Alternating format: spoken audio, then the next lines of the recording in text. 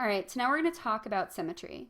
We're going to do x-axis symmetry, y-axis symmetry, and symmetry about the origin. So first we're going to start with x-axis symmetry.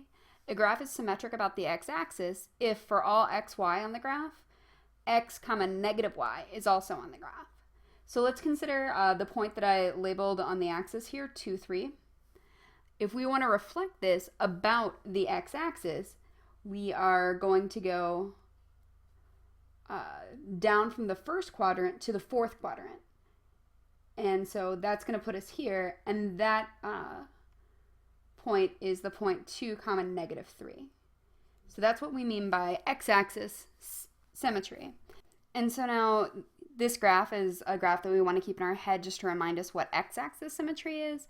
And for any point on the graph, the reflection about the x-axis is also on the graph.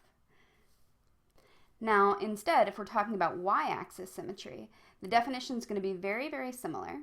So a graph is symmetric about the y-axis if for all xy on the graph, negative xy is also on the graph. So now with our example here, I can take 2, 3, and if I want it to be symmetric about the y-axis, I will reflect it over the y-axis, and that will make my new point negative 2 comma 3.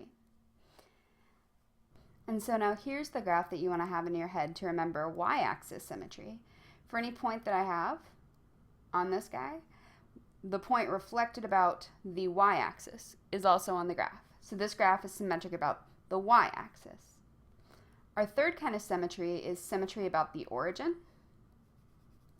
So a graph is symmetric about the origin if for all xy on the graph, negative x comma negative y is also on the graph. So I'm going to start with that 0.23 again, and now I'm going to reflect it or rotate it 180 degrees so that this point is negative 2 comma negative 3.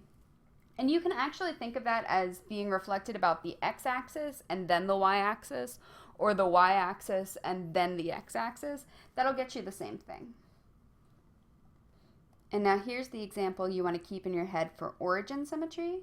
Again, for every point on this graph, you can rotate it 180 degrees centered at the origin, and you get another point that's on the graph. So this graph has origin symmetry.